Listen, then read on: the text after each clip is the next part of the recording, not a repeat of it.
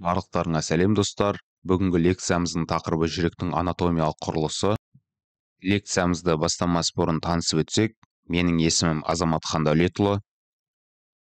Видеоны бастамас бұрын каналға өз үлестеріңізді қосу үшін лайк басып тіркеліп кетсеңіздер. Ендеше кеттік.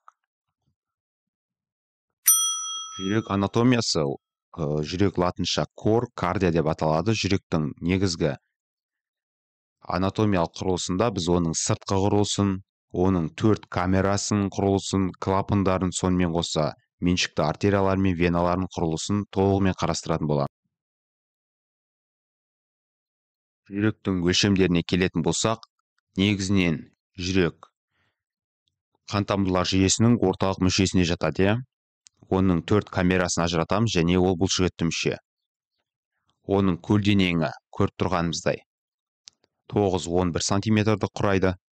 Вертикальді жоғарыдан төмен, яғни 12-15 сантиметрді құрайды. Сонымен қоса алдыңғы артқы немесе қалыңдығы десек те болады, 6-8 сантиметрді құрайды екен. Жүрек ер адамдарда 300 граммды құрайтын болса, әйел адамдарда одан 50 граммға аз, яғни 250 граммды құрайды. Жүректің негізін ажыратамыз, яғни базис кордис. Базис кордис бізде жүрекшелердің жоғарғы жиегіне сәйкес келеді. Қазір жүрекшелерді толықталдап өтетін боламыз. Жүректің негізі бізде үлкен қан тамырларға ілініп тұрады. Яғни бұл трункус пульмоналис, өкпе сабауы, аорта және жоғарғы қуыс веналар. Вена кава супериор, аорта, трункус пульмоналис. Яғни жүрек негізі базис кордис. Осы жүрекшелердің жоғарғы жиегіне сәйкес келеді, және осы үлкен қан тамырларға ілініп тұрады. Сонымен қоса жүрек бізде алдыңғы көкірек аралықта орналасқан мүше болып саналады, негізі базель номенклатурасы бойынша. Сонымен қоса жүректің ұшын ажыратамыз. Көріп тұрғанымыздай апекс кордис. Және бұл жерде жүрек ұшы тілігі орналасқан. Инцизура апицис кордис. Енді кезекте жүректің беттеріне келетін болсақ, жүректің 4 негізгі бетін ажыратамыз, яғни 2 өкпелік беттері, 2 өкпеге қараған, яғни 2 өкпелік беттері фацис пульмоналис және диафрагмалық бетін ажыратамыз, фацис диафрагматика. Фацис диафрагматика бізде негізі жайпақтанған немесе қысқаша айтқанда диафрагмаға жайылған түрінде орналасады.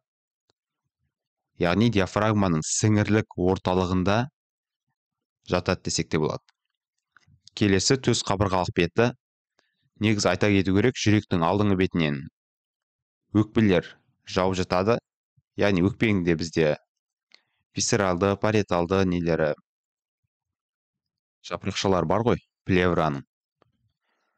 Яғни жүректің алдыңғы бетіне өкпе жауып жатады да, өкпемен жабылмаған жері жүректің абсолютті шекарасы деп аталады. Ал мына суретте өкпені ашып көрсеткен. Жүректің анатомиялық құрылысын анық көрсету үшін.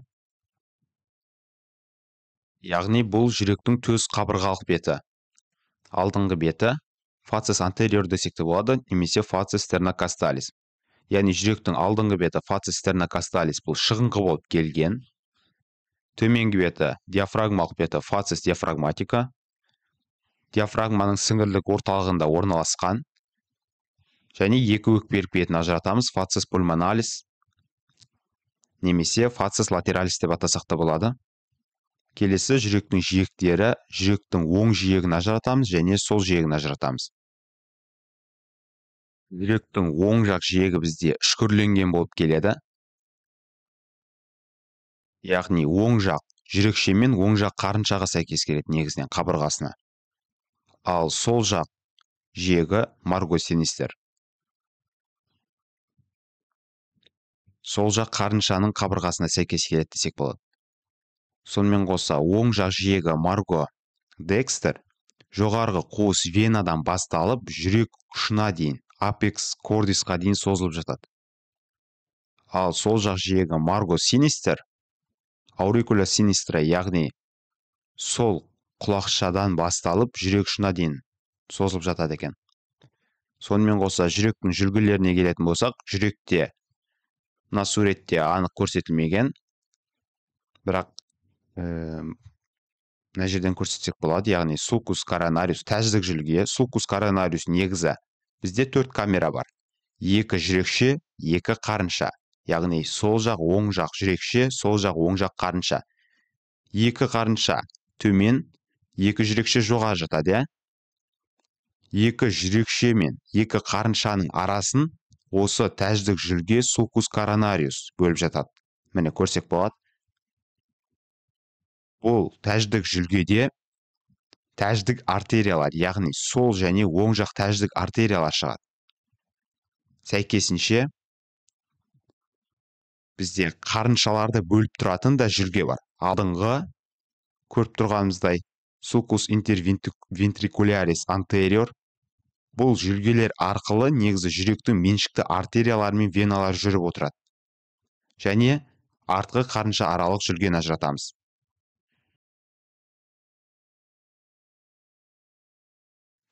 Енді барлығын толығымен қайтадан айтып өтсек, жүректің көлденеңі 9-11 см, жүректің вертикальды ұзындығы 12-15 см, оның алдыңғы артқы немесе қалыңдығы 6-8 см-ді құрайды.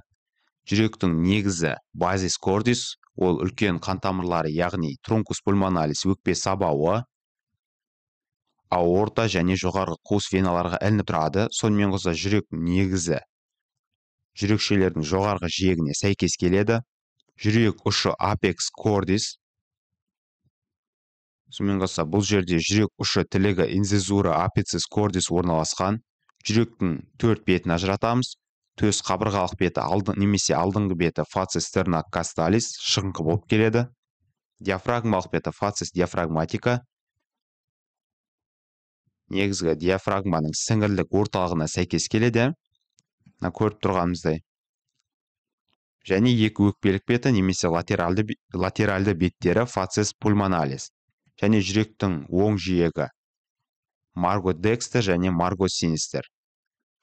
Оң жиегі бізде жоғарғы қуыс венадан жүрек ұшына дейін созылып жатады. Сол жақ жиегі margo sinister. Сол құлақшадан жүрек ұшына дейін созылып жатады. Келесі жүрек жүргелері тәждік жүрге, жүрекшелер мен қарыншаларды бөліп жататын болса, sulcus coronarius.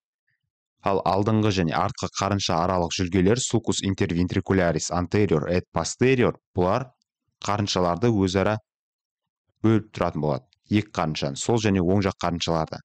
Және бұл жүргелер арқылы жүректің негізгі, яғни меншікті артериялары мен веналары жүріп отырады.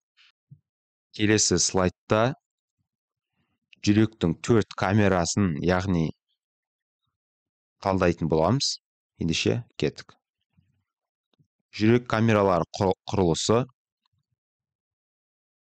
Жүректе негізгі оң жүрекшені атриум декструмды, сол жүрекшені атриум синиструмды, оң қарынша ventriculus dexterді және сол қарынша ventriculus sinisterді ажыратамыз. Оң жүрекше атриум декструмға жоғарғы қуыс вена cava superior мен төменгі қуыс вена cava inferior ашылады. Және тәждік жүрге синусы, немесе тәждік синус ашылады негізінен. Және оң жүрекше қанды оң қарыншаға айдайтын болып келеді, ventriculus dexterге. Яғни трикуспидальды клапан арқылы, немесе 3 шармалы клапан. Оң қарыншаға қанды айдайды ventriculus dexterге. Ventriculus dexter өз кезегінде қанды өкпе сабауына, яғни кіші қан айналым шеңбері осы жерден басталады десек болады. Өкпе сабауында да бізде негізі өкпе сабауы қақпақшасы орналасқан. Бұл қақпақшалардың құрылысын толық қазір талдайтын боламыз. Одан кейін бұл өкпе сабауы оң және сол жақ өкпе артериялар арқылы өкпеге қанды жеткізеді. Бұл өкпе артериясы деп тұрғанымен ішінде вена қаны болады. Ескере кету керек, оң жүрекше мен оң қарыншада вена қаны болады, көмірқышқыл газына қаныққан яғни. Ал сол жақ жүрекше мен сол жақ қарыншада оттегіге қаныққан қан болады, яғни артерия қаны болады. 2 өкпе артериясы арқылы бізде өкпеге барып қан құяды. Одан кейін қанды әр өкпеден екі өкпе веналар арқылы, бірақ ішінде артерия қаны бар.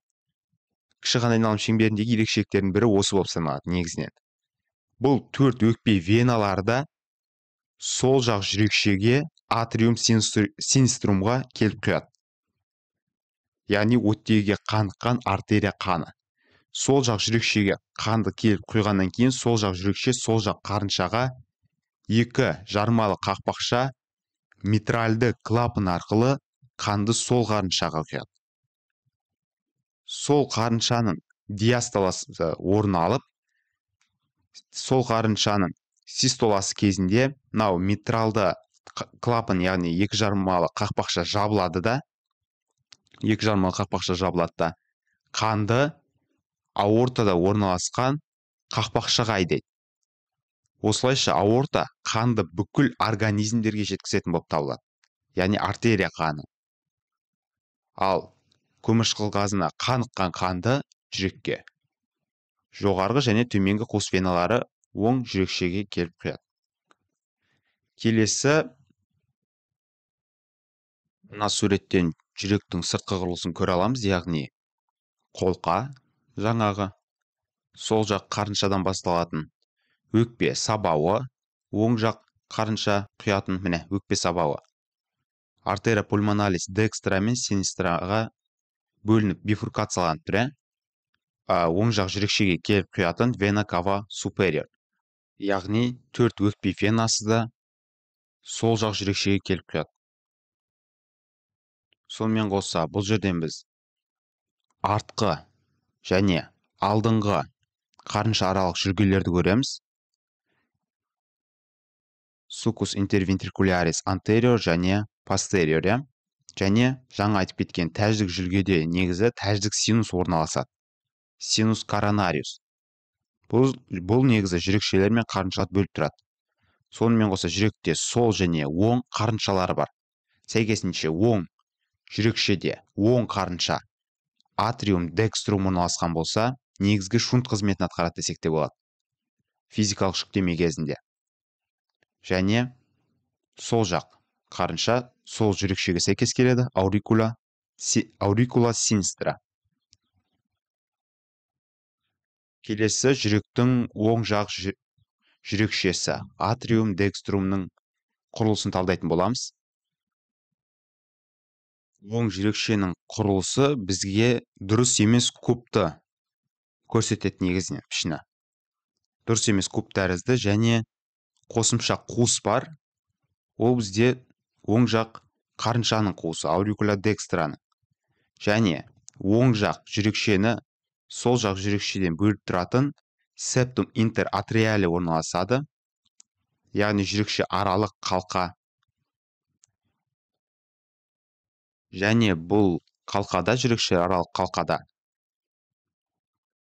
біз сопақ негізгі тесікті көре аламыз, шұңқырды, сопақ шұңқырды көре аламыз, фосса авалис. Бұл тесік құрсақшілік даму кезінде негізі қан айналымына қатысқан болып саналады негізінен.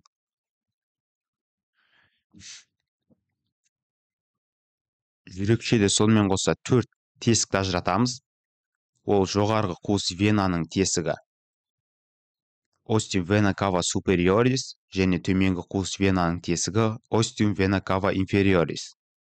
Және тәждік жүргеден келіп құятын остиум синус коронари. Төменгі қуыс вена мен тәждік мынау жүргенің бізде жапқыштары бар. Ол бізде вена кава инфериорис, валвула вена кава инфериорис, яғни төменгі қуыс венаның жапқышы, және тәждік жүргенің жапқышы вальвула синус коронари. Сонымен қоса негізгі үлкен тесік трикуспидалды клапанды құрайтын. Бұл бізде яғни оң жақ жүрекшеден оң жақ қарыншаға келіп құятын қанды ол тесік остиум атриовентрикуляре деп аталады. Яғни жүрекше қарыншалық тесік. Бұл жерде үш жармалы клапан орналасады, иә. Бұның құрылысын толық қазір талдайтын боламыз негізінен.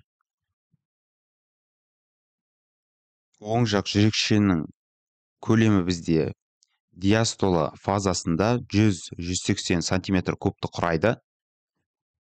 Және мынау сопақ шұңқыр бар ғой, сопақ шұңқырдың диаметрі негізінен 15-20 миллиметр, яғни 1,5-2 сантиметр құрайды. Және оң жақ жүрекшенің ішкі құрылысы эндокард бізде яғни тегіс бұлшықеттен тұрады, тегіс бұлшықеттен. Ал оның мынау оң жақ құлақшаға орналасқан жері, оң жақ құлақшаның ішкі қабырғасы бізде дұрыс пішінделмеген болып келеді, яғни ол мускулус пектинати, қырқалық бұлшықеттердің әсерінен болып келеді. Бұл қырқалық бұлшықеттердің әсері жүктеме кезінде үлкен рөл ойнайды. Сонымен қоса, бұл қырқалық бұлшықет бізде шекаралық қырқамен аяқталады. Мынау қырқалық бұлшықет, мынау шекаралық қырқа, кристотерминалис. Осы кристотерминалистің сыртқы бетіне сулкус терминалис шекаралық жүрге сәйкес келеді. Яғни бұл шекаралық жүрге оң жақ құлақша мен оң жақ жүрекшені арасына өтеді десек те болады.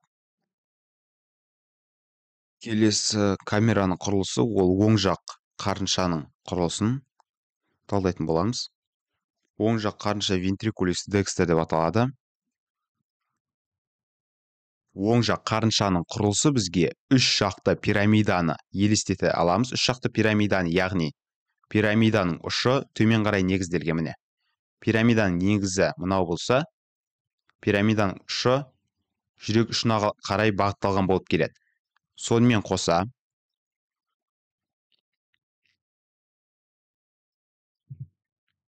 оң жақ қарынша мен сол жақ қарыншалардың аралығында қарынша аралық жүлге орналасады.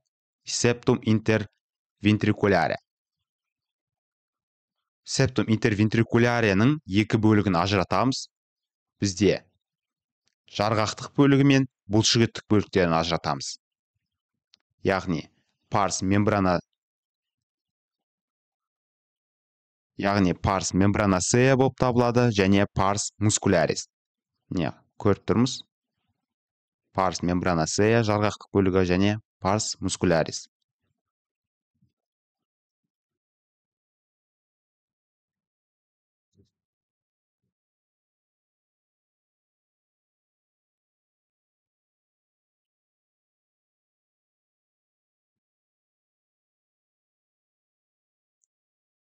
Оң жақ қарынша өз кезегінде артериялық конусқа, конус артериозусқа жалғасады, ал конус артериозус өз кезегінде қанды трункус пульмоналис өкпе сабауына қарай айдайтын болып табылады, яғни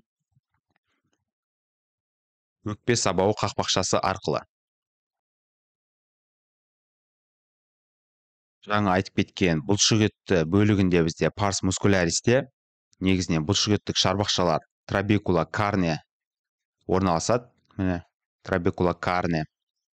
Және бұл trabecula carne бізде musculus papillaris anterior түзеді. Яғни musculus papillaris anterior дегеніміз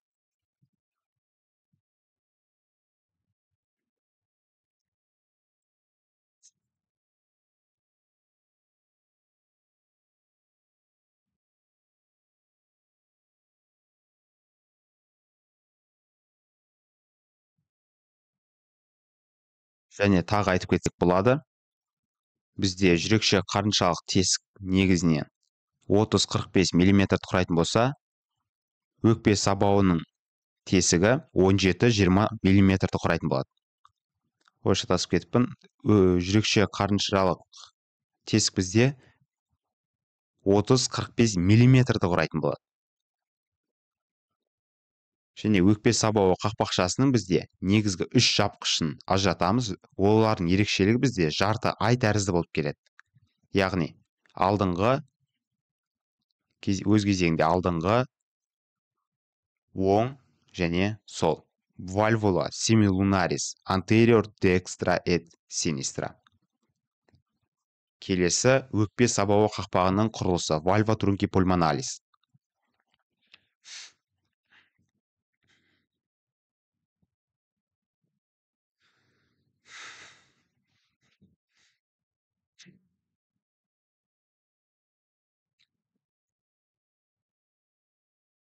Көріп тұрғанымыздай, жаңа айтып кеткен алдыңғы оң және сол жақ жартайлы жапқыштарды көріп тұрмыз, иә? Осы әрбір жапқыштың бізде ұшында түйінші орналасады. Noduli valvularum semilunarium.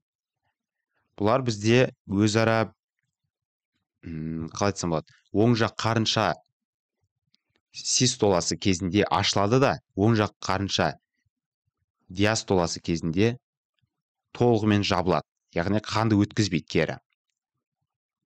Осы кезде бізде өкпе сабауында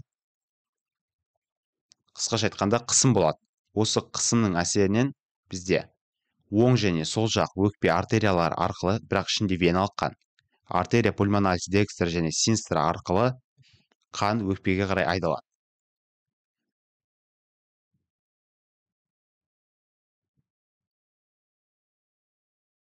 Келесі жүректің сол жақ жүрекшесі атриум синиструмның анатомиялық құрылысы.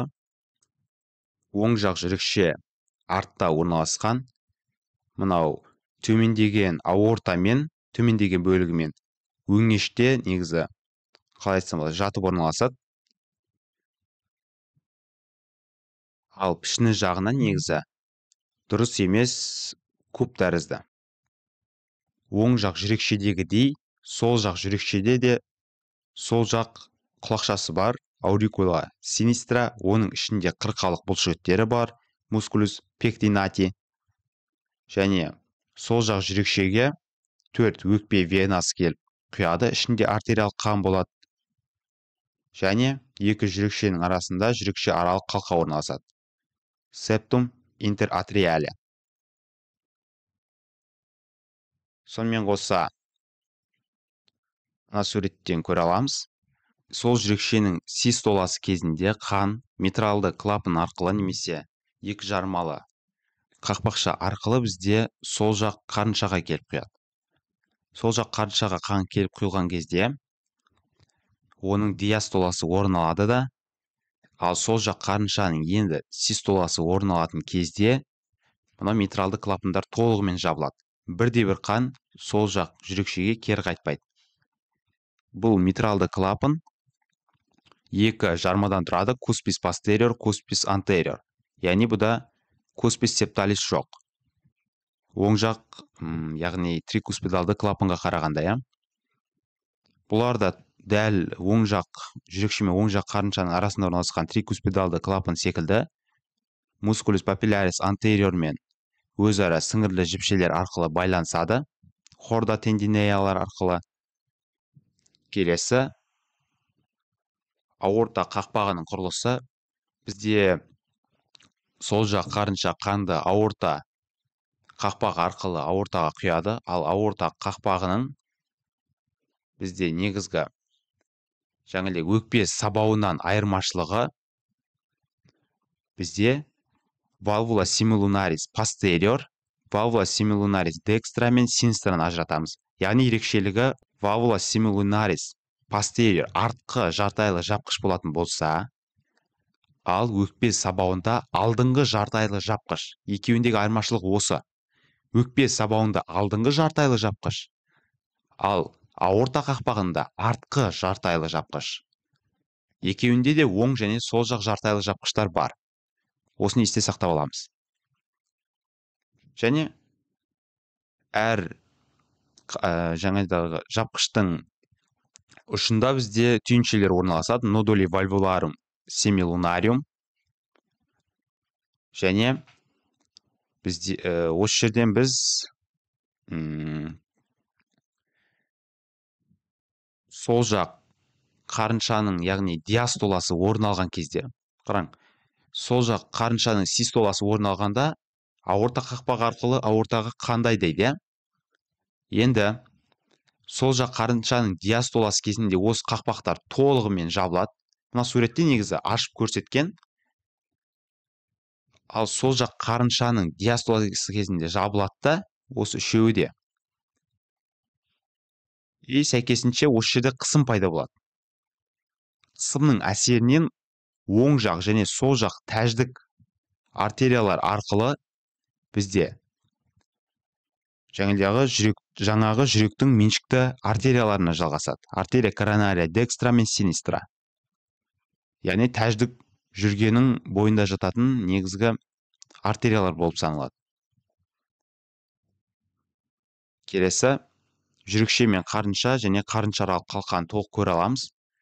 Бізде мына жерде қарынша аралық қалқа, бұл бізде өте жуан болып келеді. Және жүрекше аралық қалқа өте жіңішке болып келеді.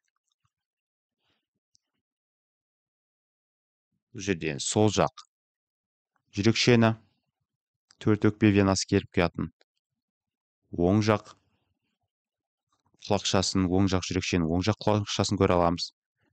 Және мына жерде митралды клапан, оның алдыңғы және артқы жармалары, трикуспидалды клапандар, оның алдыңғы, артқы және қалқалық жармаларын көре аламыз. Бұл жерде жармалар мен жапқыштардың және қақпақтардың құрылысын жоғарыдан қараған кездегі құрылысы.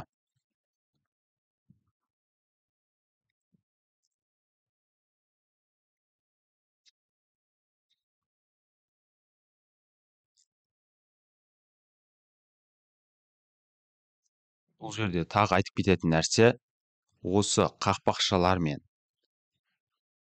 негізі жарма фиброзды сақиналарға, анулюс фиброзусқа бекіп орналасқан болып келеді.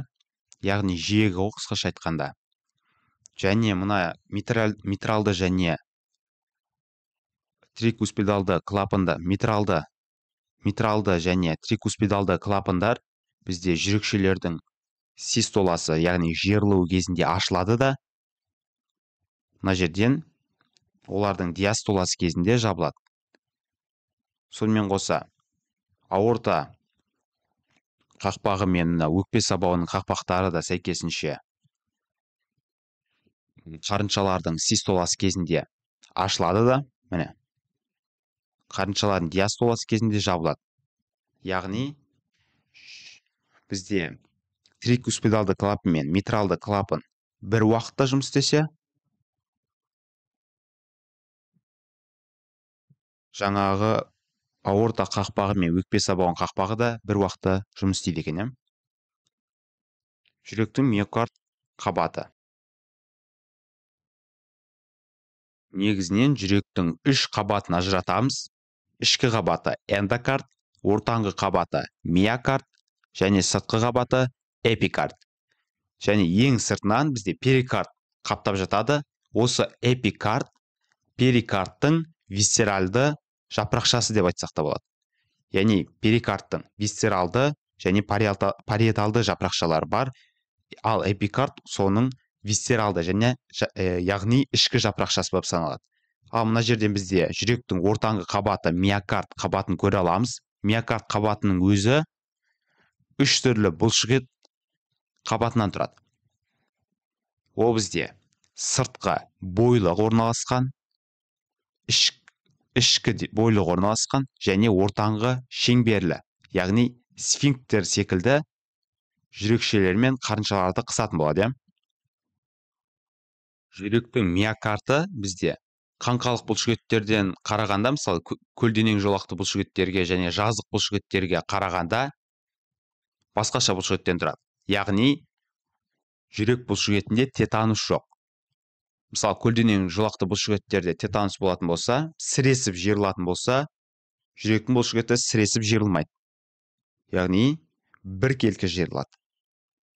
Яғни оның қалай десек, бізде жүрек бұлшықеті негізі кардиомиоциттерден тұрады. Және бұл кардиомиоциттерде бізде негізінен өзара әрбір талшықта арасында нексус болады. Осы нексустар арқылы сигналдың, импульстың біркелкі таралуына жауап береді нексустар. Осы нексустардың әсерінен бізде жүрек бұлшықетінде тетанус орын алмайды. Жүректің сыртқы бойлық бұлшықетті қабаты фиброзды сақиналардан басталады. Жалпы фиброз сақиналардан басталып төмен қарай, қиғаштан төмен қарай бағытталады да жүрек ұшына қарай. Ішкі, яғни терең қабатқа қарай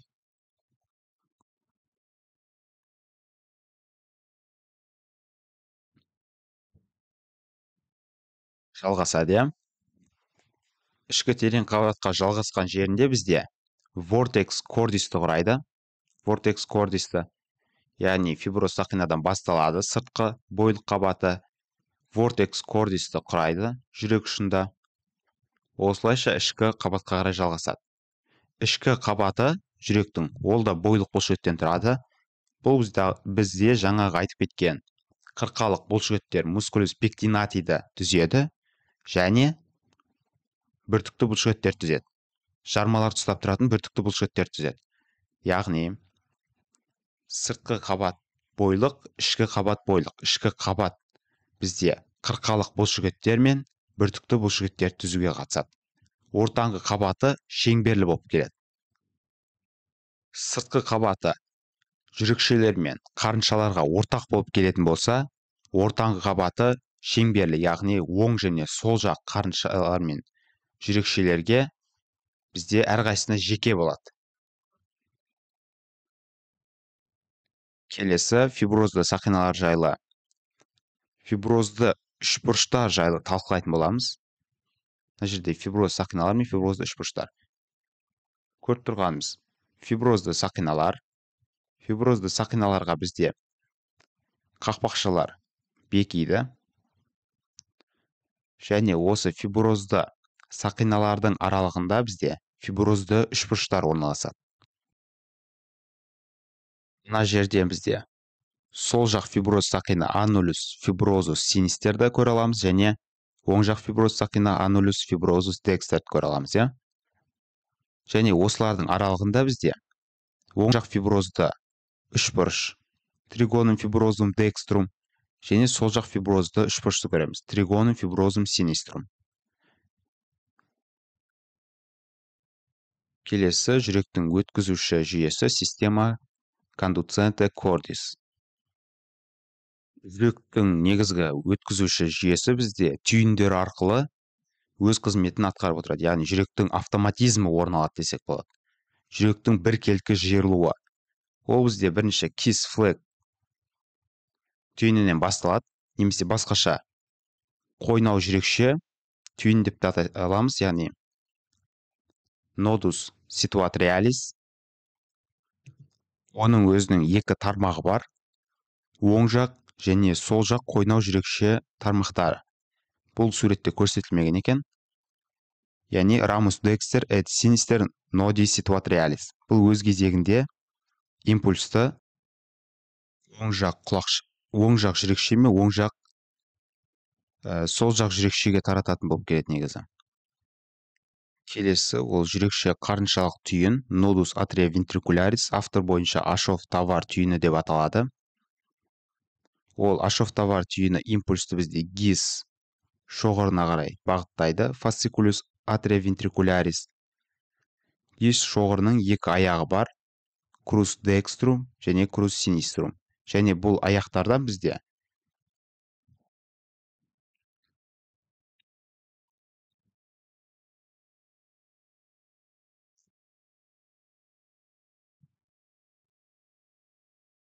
осы қойнау жүрекше түйінінен, яғни нодус ситуатриалис автор бойынша кис флэг түйінінен бізде жүрекше қарыншалық Ашов-Тавар түйініне қарай негізгі үш шоғыр, яғни пучок кету керек болатын.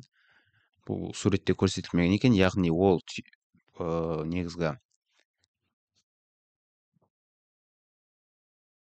ол шоғырлар негізі Бахман, Торель және Венкебах шоғырлар болып саналады. Осы үшеуі арқылы бізде кис флэг түйінінен Ашов-Тавар түйініне импульс өтетін болып саналады. Келесі кезекте кіші және үлкен қан айналым шеңберлерін талдап өтетін болсақ, кіші қан айналым шеңбері оң жақ қарыншадан басталып, сол жақ жүрекшемен аяқталады. Оң жақ қарынша, өкпе сабауына оң және сол жақ өкпе артериялар арқылы вена қанын құяды. Осылайша әрбір өкпеден екі өкпе венасы арқылы, бірақ ішінде өкпе, яғни артерия қаны болады. Әрбір өкпеден екі өкпе венасы арқылы 4 өкпе венасы болып, сол жақ жүрекшеге келіп құяды. Бұл кіші қан айналым шеңбері. Бұл жерде яғни венозды қан көмірқышқыл газынан тазартылып, оттегіге қанығып, артериялық қанға айналады. Келесі үлкен қан айналым шеңбері сол жақ қарыншадан басталады, аорта қақпағы арқылы барлық организмге қанды жеткізеді де, оң жақ жүрекшеге келіп құяды. Жоғары қуыс вена және төмен қуыс вена арқылы. Келесі жүректің меншікті қан тамырлары. Жүректе негізгі меншікті қан тамырларында артериялар мен веналарды ажыратамыз.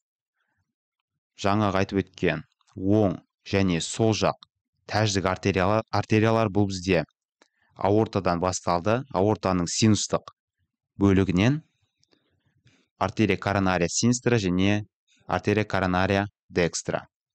Келесі алдыңғы қарынша аралық тармақ рамус интервентрикулярис антериор. Көріп тұрғанымыздай сол жақтан тармақталған. Және бұның өзі қайырылма тармақты береді. Артерия коронария синистра алдыңғы қарынша аралық тармақпен, бұл алдыңғы қарынша аралық тармақ қарыншаларды, екі қарыншаны бөліп жататын жүлгеге сәйкес келеді. Яғни sulcus interventricularis anteriorға сәйкес келеді. Яғни қайырылма тармақ пен алдыңғы қарынша аралық тармақты береді екен, сол жақ тәждік артерия.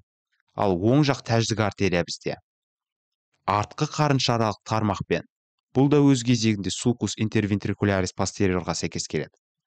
Және оң жақ жиектік артерия ramus marginalis декстерді құрайды. Ramus marginalis декстерді. Келесі тәждік қойнауға негізінен ашылатын 5 меншікті венасы бар өзінің жүректің. Олардың өзі бізде негізі мынау тәждік синустан басталады. Олар бізде жүректің үлкен венасы вена cordis magna,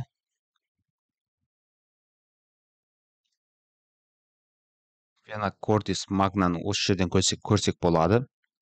Келесі жүректің ортаңғы венасы вена cardiaca media, жүректің кіші венасы вена cordis parva бағытталады.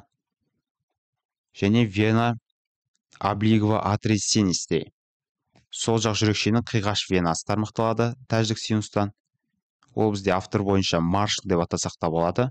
Және сол жақ қарыншаның артқы венасы вена ventriculis sinistri posterior. Сонымен қоса бізде вена cardiaca anteriorisті көре аламыз. Жүректің алдыңғы веналары, яғни бұлардың саны өте көп. Жүректің ұсақ және алдыңғы веналары, вена cordis minima және anterioris осы. Бұл бізде тікелей оң жақ жүрекшеге ашылады. Келесі жүректің скелетотопиясы, яғни топографиясын бір талдап өте салайық. Мына жерден біз трикуспидалды клапанды, митралды клапанды, аорта қақпағын, сонымен қоса өкпе сабауын қақпақтарын көріп тұрмыз. Енді жүректің жоғарғы жиегі, яғни үлкен қан тамырларымен жүрекшенің жоғарғы жиектері бізде сол және оң жақ үшінші қабырғаның жоғарғы жиегіне сәйкес келеді екен. Бірінші, екінші, үшінші міне сәйкес келіп тұр. Оң жақ шекарасы төс қырынан 1-1,5 сантиметр латералды, яғни сыртқа қарай 3-5 қабырғалардың шеміршегі деңгейінде орналасады.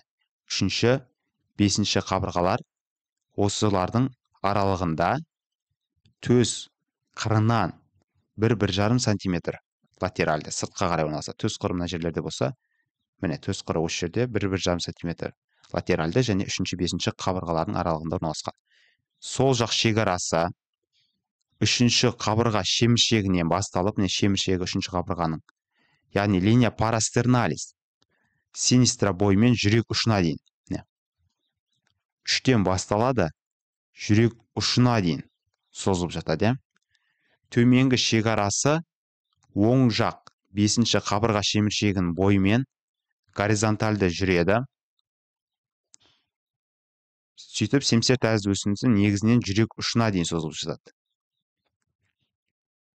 Келесі жүректің перикард қабаты. Жүрек негізгі 3 қабаты бар, ол эпикард, миокард және эндокард. Ал тура өкпедегі плевра секілді, ішкі органдар жауып жататын іш астар секілді, жүректе де перикард бар. Жүрек пен перикардтың аралығында бізде негізі перикардиалды қуыс орналасқан.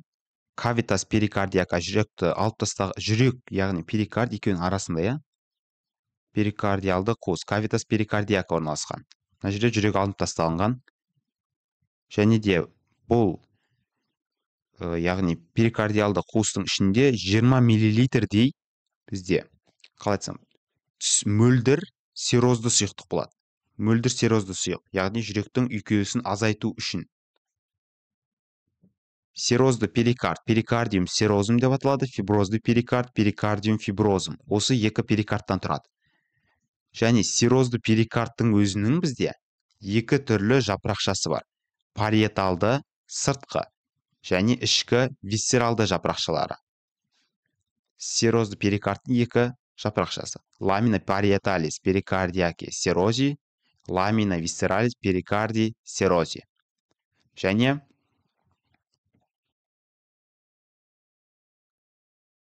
бізде төс пен перикардтың, бізде алдыңғы жақтан төс пен перикардтың араларында өзара жалғамалармен орналасады. Бұл бізде жоғарғы және төменгі төс перикардтық жалғамалар лигаментум стерна перикардиакум superius және лигаментум стерна перикардиакум inferius.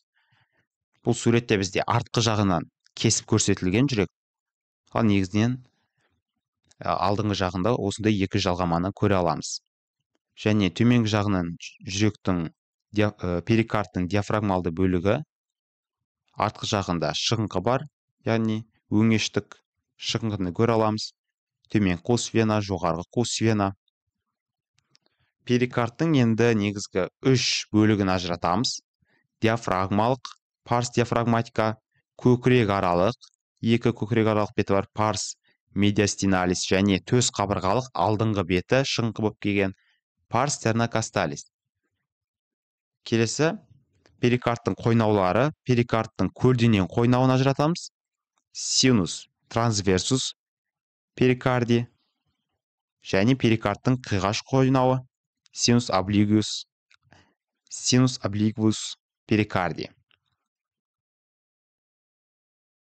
Сонымен қоса перикардтың төс қабырғалық парс стернокасталис алдыңғы беті бар дедік қой. Сол төс пен қабырғалардың, яғни 4-ші, 5-ші, 6-ші қабырғалардың шеміршегімен төске сәйкес келеді негізінен. Және бұл перикардтың бөлігі бізде плевра аралық аймақта орналасады. Төменгі плевра аралық аймақта ария интерплеврика инфериор. Мына жерден де көрсек болады перикардтың толық құрылысын.